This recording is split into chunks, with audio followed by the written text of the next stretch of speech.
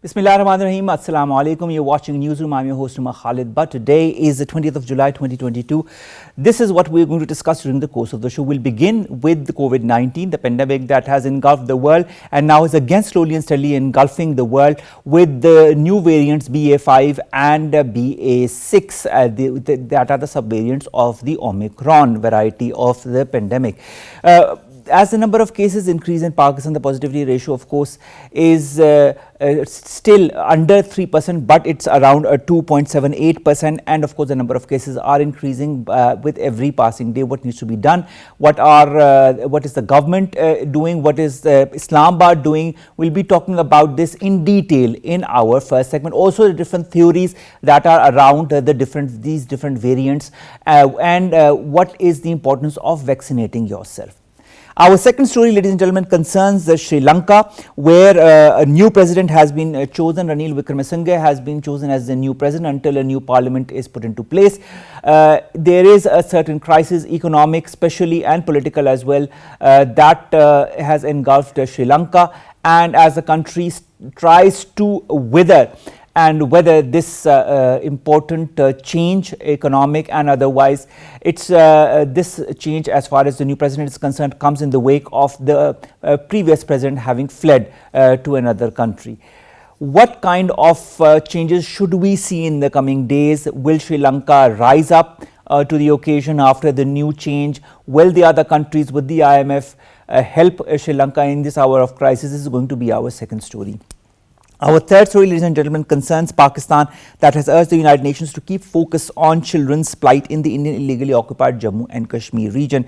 This was an annual debate on children in armed conflict that was held at the United Nations. Ambassador Munir Akram, who represented Pakistan, said that Indian forces are committing horrifying crimes against children in the occupied territories. This is going to be our third story. Then we'll be talking about the polio immunization campaign that was launched this year in June and now has achieved 98% target. Of course, nothing can be achieved without the help and the assistance of all the polio workers who have gone from door to door to immunize the children below the age of 5 against this crippling disease, and also with the cooperation of all those parents who have let their children be immunized despite a few incidents that have happened. Nevertheless, the result is quite overwhelming. 98% target has been achieved. And finally, ladies and gentlemen, we'll be talking about Rima Verma. Rima Verma, ladies and gentlemen, was 15 years of age when she left with her parents at the time of the partition and the independence of both Pakistan and India. And now, after 75 years, at the age of 90, she returns to her ancestral home in Rawalpindi and to her ancestral city of Rawalpindi to revisit her roots. We'll be talking about that. And of course, the bridging of relationships of those who had left Pakistan at the time of independence.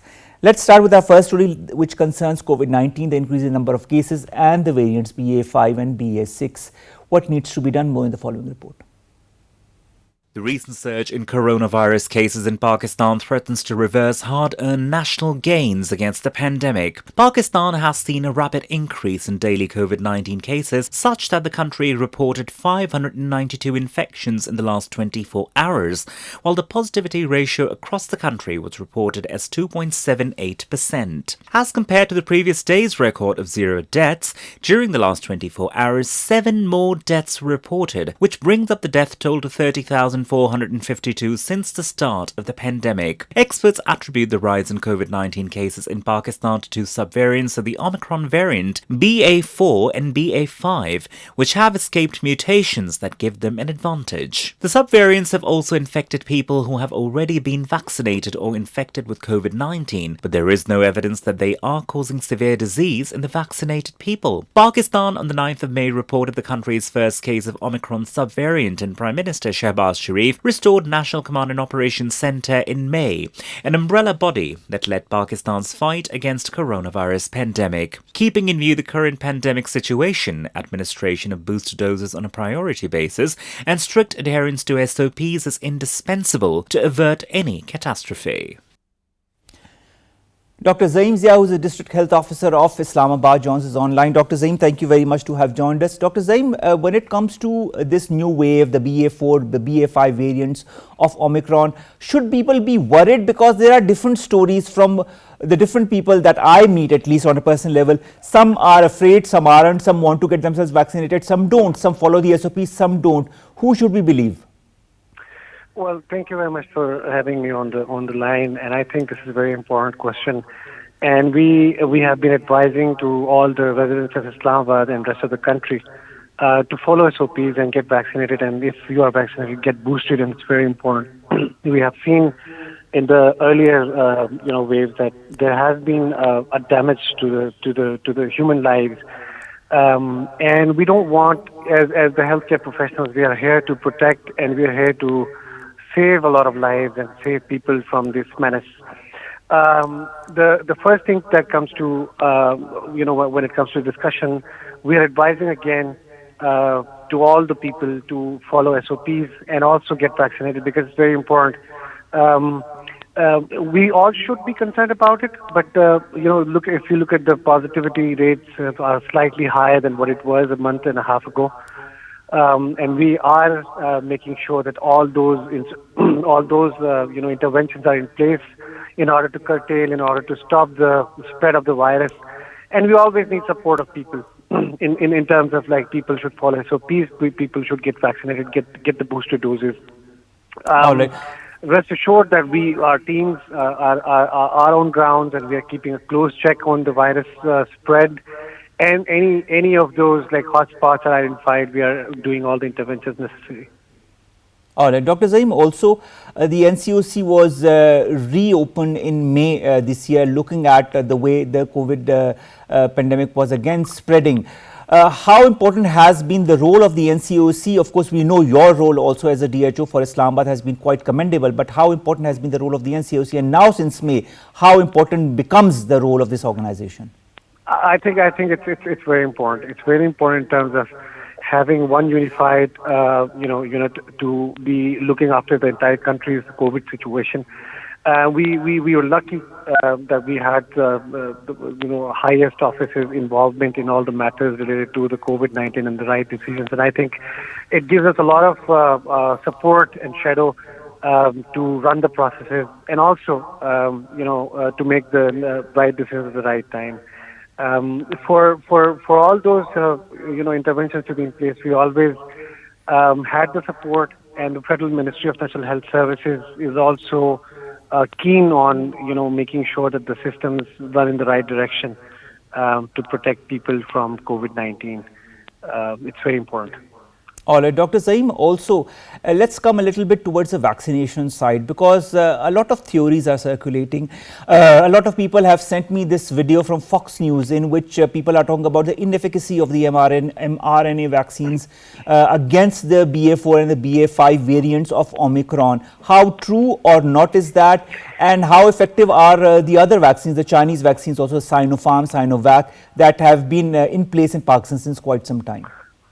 We look at the spread. If keeping in view, so a lot of people have the fake. When it comes to the fake news and wrong information, and as well as if you look at the myths, we've been pretty much discussing all these issues in the past as well. Vaccines are approved through a process, and vaccines are made through a process that needs a lot of scientific reasoning to be, put in place. We have seen the hospital burdens have gone very low when it comes to the vaccinated people. They have better outcomes that we have seen. There is no such research that shows that there is inefficacy of any of the vaccines, but the research shows all the vaccines are effective, and also the data shows that people who have gotten vaccinated are much safer than people who are not. And the clinical outcomes in the people who are vaccinated are much better. If you look at any of the hospital and you go and run a random, survey, you'll find out that most of the people in a critical care might be the people who are, not vaccinated.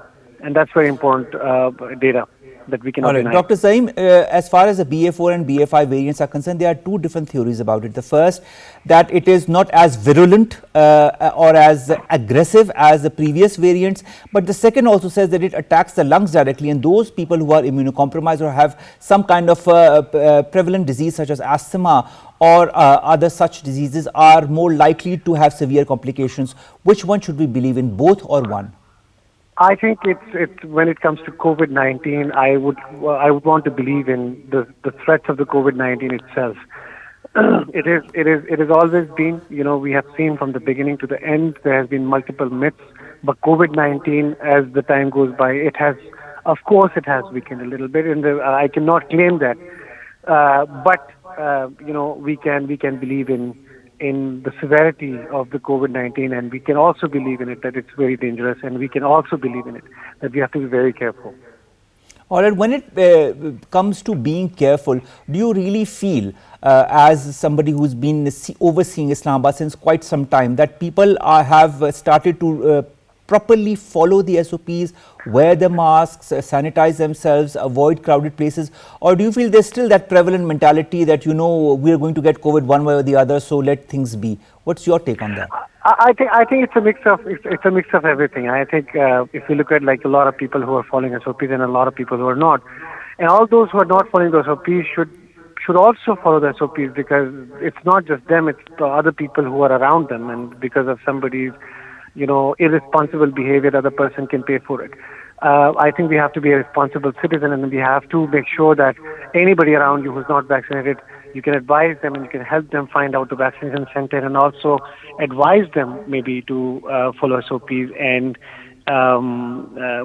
sanitize and wash their hands and wear a mask. And it's very important to follow SOPs, and I would advise everybody who's listening to this conversation. I think it is one of those important steps that you have to take. Prevention is always better than the cure. That's true. Now, prevention is better than the cure. Let's come back to the vaccination. Those who've been vaccinated twice, you've been telling them to get themselves boosted, and those who've gotten themselves boosted once, you ask them to get themselves boosted the second time with a fourth dose if 5 months have passed from the third dose. Do you feel this is going to be a continuous process of getting yourself boosted every 6 months till such time that the pandemic is over?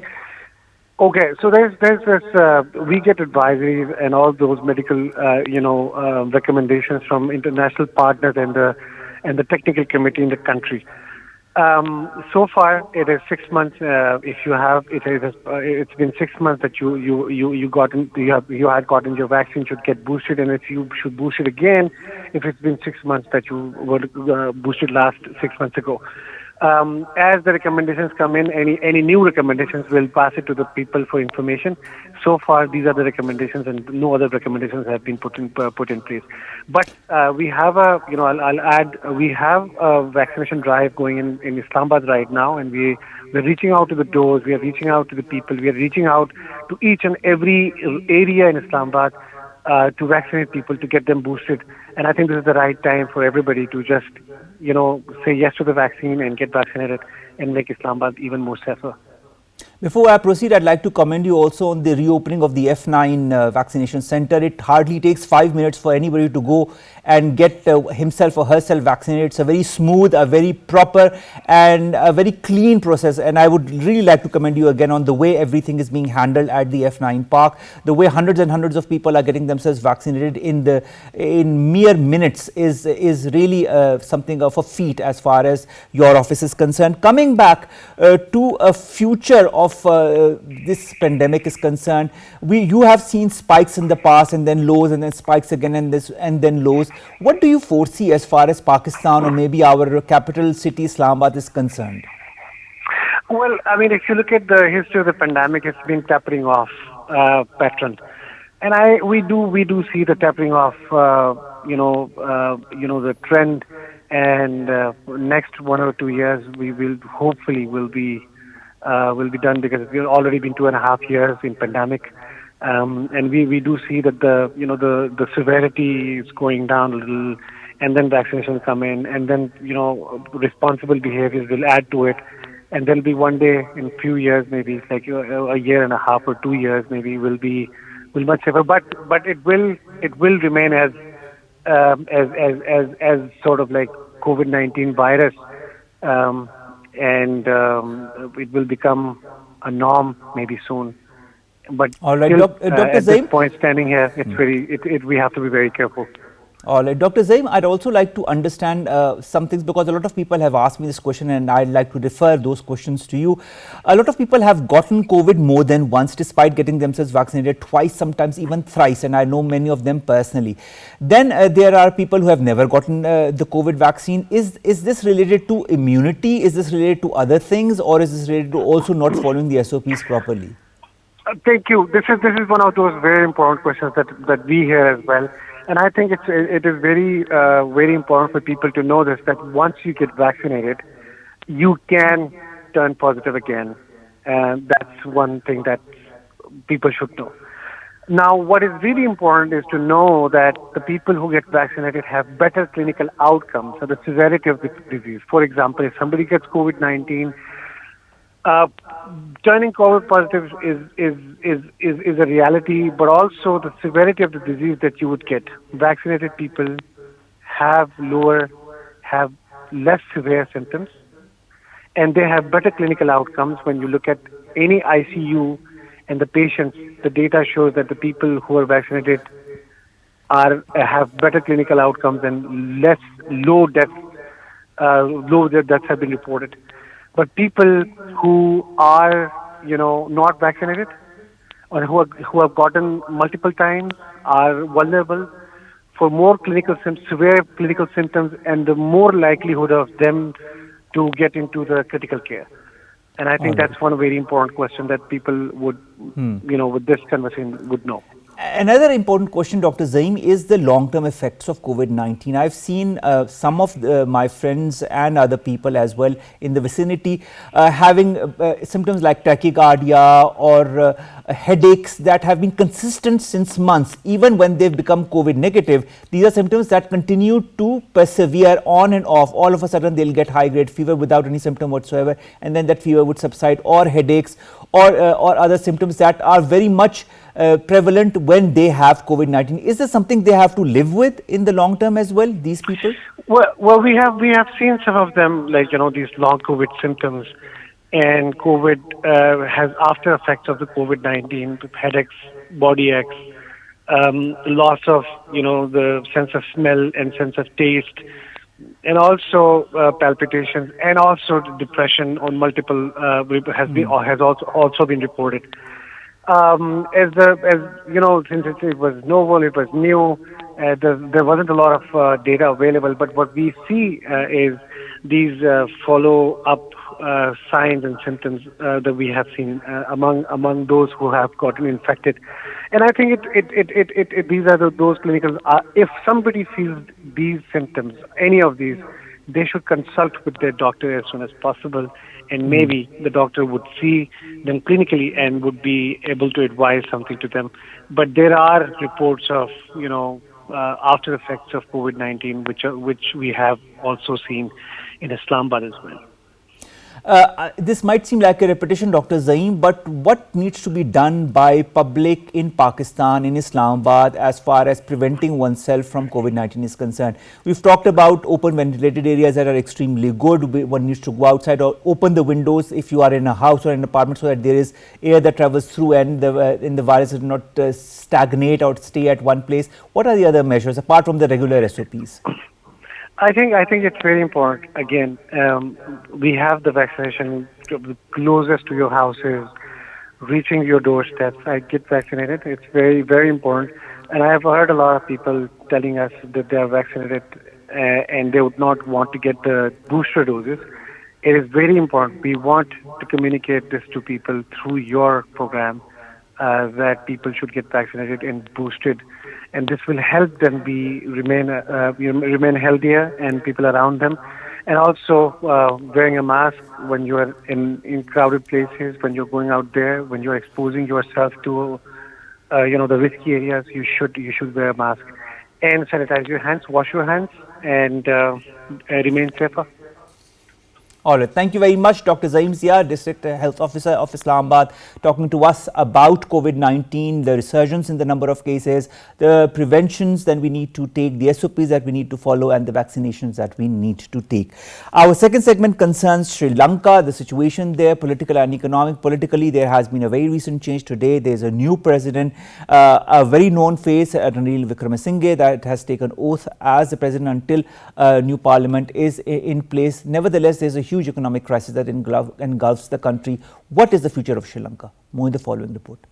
Sri Lanka's Prime Minister Ranil Wickremesinghe has been sworn in as acting president until a new administration is decided by the parliament. Wickremesinghe has also recently negotiated with the International Monetary Fund and enjoys a working relationship with key donor countries. Former President Gotabaya Rajapaksa formally resigned after fleeing a popular uprising over the economic crisis. President Gotabaya Rajapaksa's exit brought a dramatic end to the clan's rule for more than 20 years, leaving the country in deep political and economic crisis. The island nation's 22 million people have endured months of galloping inflation and lengthy power cuts after the government ran out of foreign currency to import vital goods. The skyrocketing cost of living and enormous shortages of fuel and other essential items triggered unprecedented protests. The once prosperous country will go into deep recession this year, and acute shortages of food, fuel and medicine will continue. Sri Lanka is almost entirely without petrol, and the government has shut down on essential public services in an effort to conserve fuel. Shortage of foreign exchange due to years of economic mismanagement and the impact of COVID-19 crisis. Sri Lanka has been struggling to import essentials, leading to severe shortages of medicine, food and fuel. Shahid Kiani, former ambassador and international affairs expert, joins us online. Shahid Kiani Saab, thank you very much to have joined us. Kiani Saab, now that Ranil Wickremesinghe is the new president until a new parliament is formed, do you feel he can steer the country out of the crisis? There's so much of mistrust between the people on the streets, I'm saying, because they're already on the road, meaning on the streets, protesting against the economic policy and the mismanagement of the economy, rather the governance, that they have little trust in Mr. Wickremesinghe's being the president.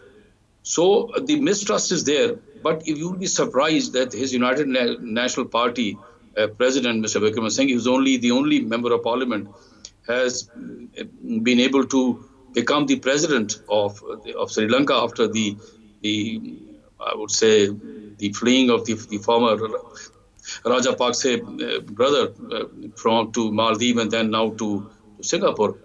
The problem is that the challenge is that how will we be able to continue discussing with the IMF to bail out the country.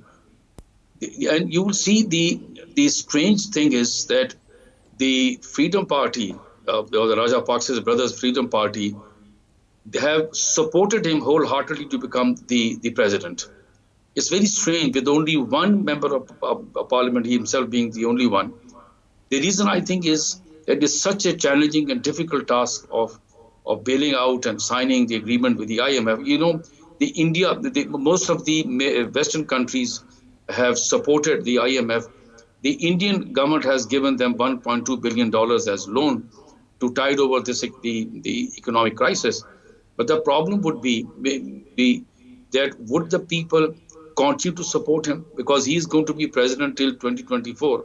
I have all my doubts, would he be able to carry on that long? It's such a challenge to the economy, because people have so much of mistrust. And now, if you look at the people on the street, they're asking as to how come this man with only one member of parliament can become the president and steer the country out of this economy. There's so much of mistrust. But on the other hand is, nobody is willing to take charge of this government. So it falls on the shoulders of Mr. Wickremesinghe. But Kiani Saab, he does have the backing of the parliament, and that is why he was chosen to be the president. This said, you talk about the feeble majority or of course, the one member of his party that is present in the parliament. But the new administration is also to be assigned by this parliament of Sri Lanka. How long do you feel is the parliament going to take it, and how important is the formation of a new administration to tackle all these issues, including the economic crisis? You see, he has two challenges in front of him. One is the law and order on the street. because he has to focus on the economy, bringing order to the economy, the issues of governance. But the second thing is, the important thing, I will say priority is how to satisfy the people on the streets. They're on the streets, they are protesting. Look at, they burnt the presidency, the prime minister's office and other things. So they are, the people are not willing to understand. On the other hand, Mr. Vikramjit Singh has already told the army and the police to bring order on the streets, and he's very, very tough. He says, I'm not going to accept emergency measures have been launched in the country. Yes, because the thing is, you said that he has the backing of the parliament. The parliament has no other choice. Who else would come at this time to take charge of the government, to steer the country out of it? Because the Rajapaksa brothers made a mess out of this whole thing. Issues of governance, the COVID-19, the tourism industry, and then you see there is a flourishing garment industry. These brothers were unable to focus on the exports. They were rather looking at the trading, then mega projects. But they never needed this port in their hometown, and they spent so much of money on that. Instead of strengthening. Then moving to organic farming, for example, one of the things that Sri Lanka was not used to, and this topped with the COVID-19 pandemic, exacerbated the economic crisis in the country. Tourism, yeah.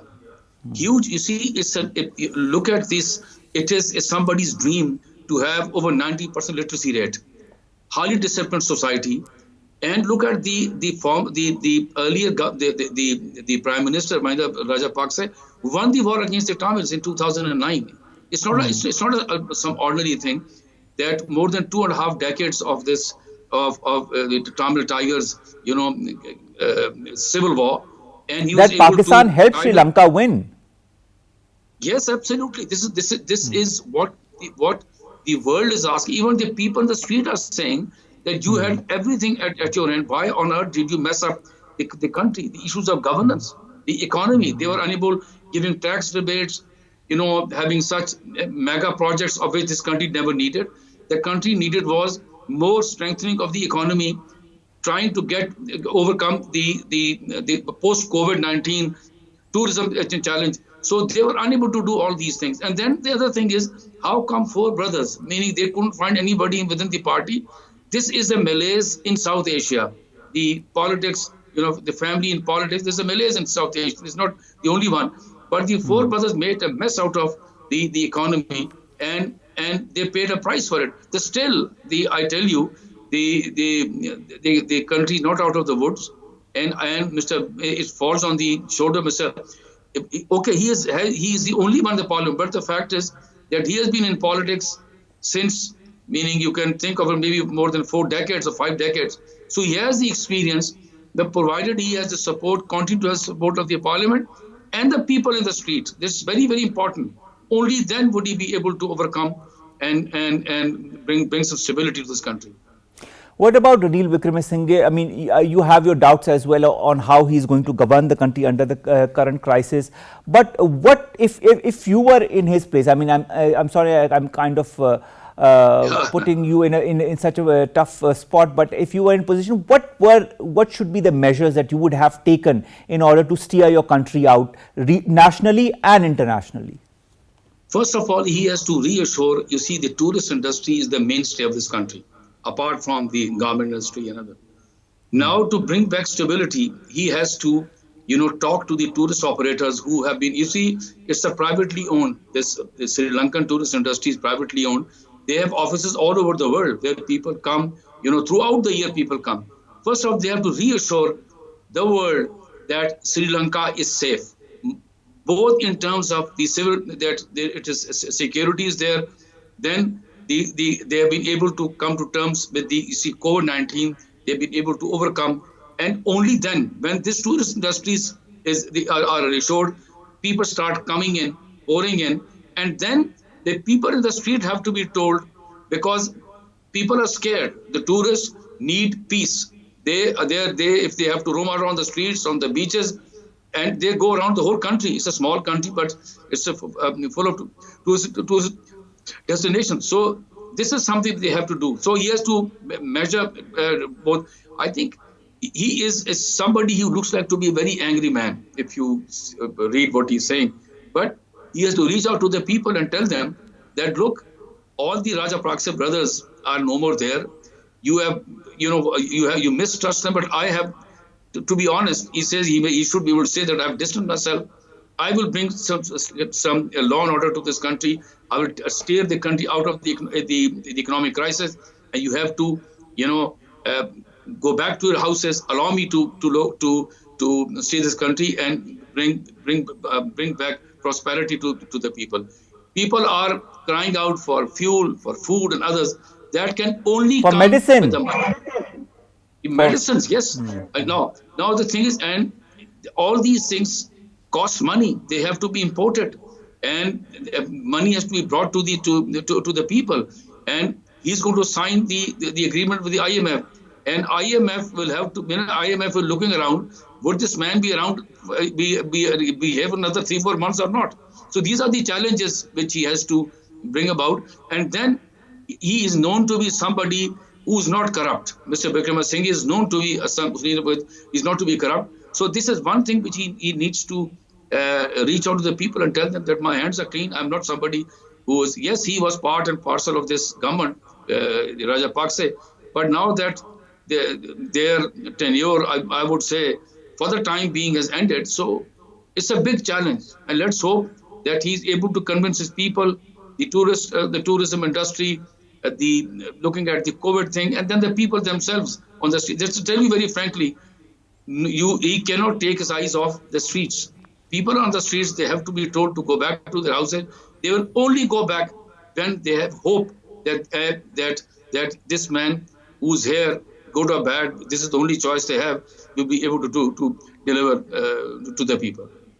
All it also, Shahid Kiani Sahab, you talked about, confidence building measures by Ranil Wickremesinghe as far as the people are concerned, because the people are on the streets and they don't trust Mr. Wickremesinghe because he was part of the previous government as well. But there is another matter altogether of convincing the other countries to help Sri Lanka out, and convincing the IMF to help the country out, because the IMF also always looks at political stability in a country before lending out money to any country.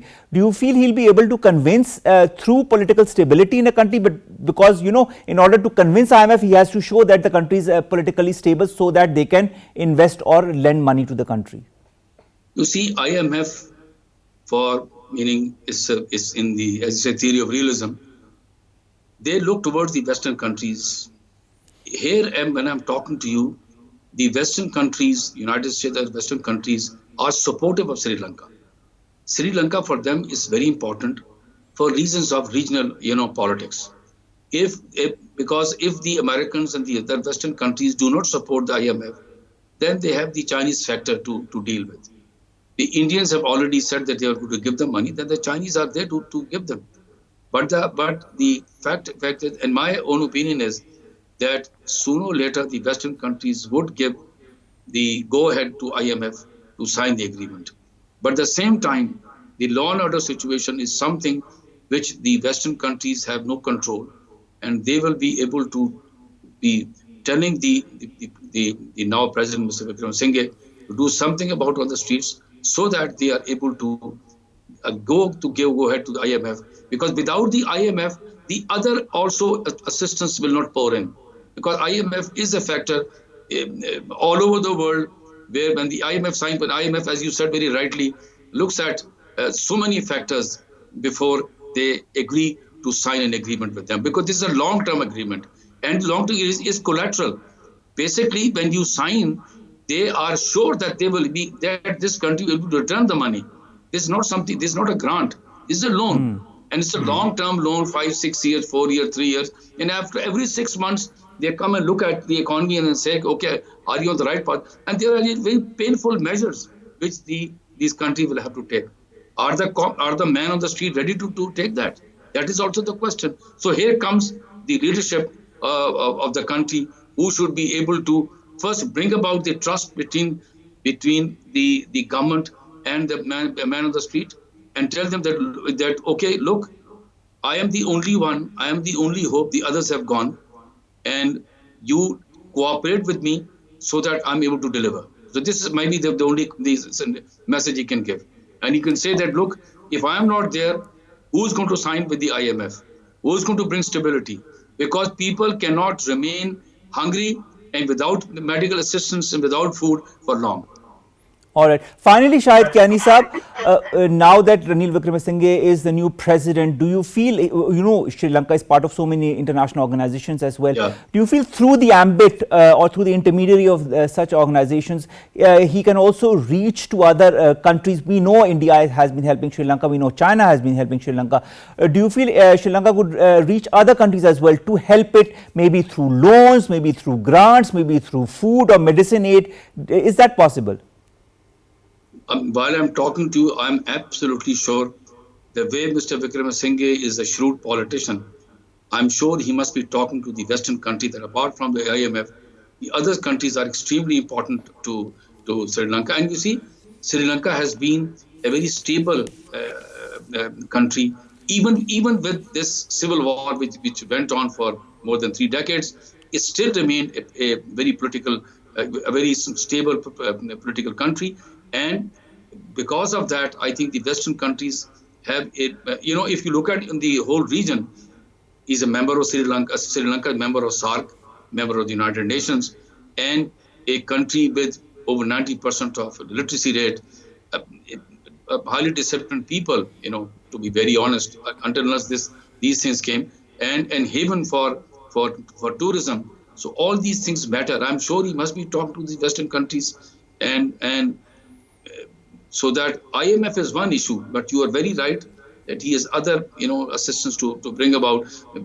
That is very important. Just the IMF cannot help Sri Lanka out. Other countries will have to put in their 2 bits as well in order to steer Sri Lanka out of this current crisis. Once it's out, I'm sure it will be back on its 2 feet within no time, because it's a literate state, like you yourself said, and the tourism has been thriving in the past as well. It is also an agricultural country, so it can rely on that and change its policy so that it can now not go back to the previous era that it was in. Thank you very much, Shahid Kiani Saab, former ambassador and international affairs expert, who have joined us, who have talked to us about Sri Lanka and, of course, the recent political change that has happened. A new president, not new to the political arena of Sri Lanka, but nevertheless a new president, Ranil Wickremesinghe, is now a part of the country's administration, and he's going to form a bigger administration, which is, of course, going to be approved by the parliament in the next few days. Let's come to our last 3 stories very quickly. The first story concerns Pakistan, that has urged the United Nations to keep focus on the children's plight in Indian illegally occupied Jammu and Kashmir. We all know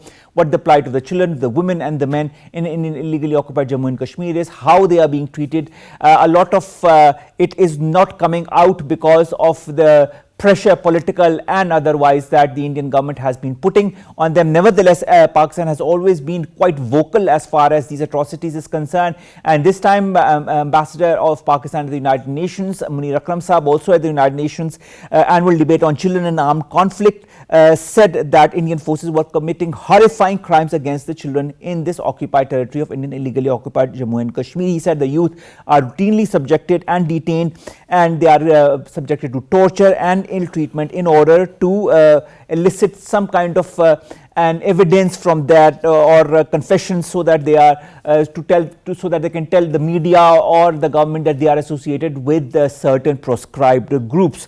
And this is all to undermine, the whole struggle for self-determination that has been going on in the Indian held valley, something that has also been approved by the United Nations. Nevertheless, despite all the different resolutions that have been passed in the United Nations, nothing concrete has so far come up, but let's hope for the best. Let's come to our next story, ladies and gentlemen, and that concerns the polio vaccination. The second sub-national polio vaccination drive has achieved 98% of its target. That's a very, very important milestone for Pakistan, where the number of polio cases have increased in the last few months. We've seen around 12 cases in the last few months, all from Khyber Pakhtunkhwa and its adjoining areas. The fact remains that any drive that is for a crippling disease such as polio is extremely important, and it goes with the cooperation of both the polio health workers that go from door to door to administer these polio drops to the children under the age of 5, and also the parents who allow their children to be vaccinated. I think it's a very important collaborative effort, and this effort needs to continue so that this disease is completely eliminated from Pakistan. And finally, ladies and gentlemen, let's end today's show on a slightly heartening note, the story of a lady known as Rima Verma. She was 15 years of age when both Pakistan and India became independent in 1947. She left Pakistan for India. She was living in Rawalpindi at that time. Left the city and the country to live in India. Now, after a gap of 75 years, she reaches back to her ancestral home and in her ancestral city of Rawalpindi and returns. And of course, the Pakistani government, as it has always done, whether it be for the Sikh Yatris or whether it be for those who want to visit their families or their pilgrimage sites in Pakistan, also allowed Rima Verma to come to Pakistan and to visit her ancestral home, to visit her ancestral city, and that is what she is doing at the tender age of 90. We wish her all the very best, and we wish to hear more of her life story in the days to come. And I'm sure there are so many stories that people have to tell. With that, ladies and gentlemen, we come with the end of today's newsroom. We'll see you tomorrow, inshallah, with new story segments that pertain to us, you in Pakistan. Stay safe, follow the SOPs, and get yourselves vaccinated. Allah Hafiz.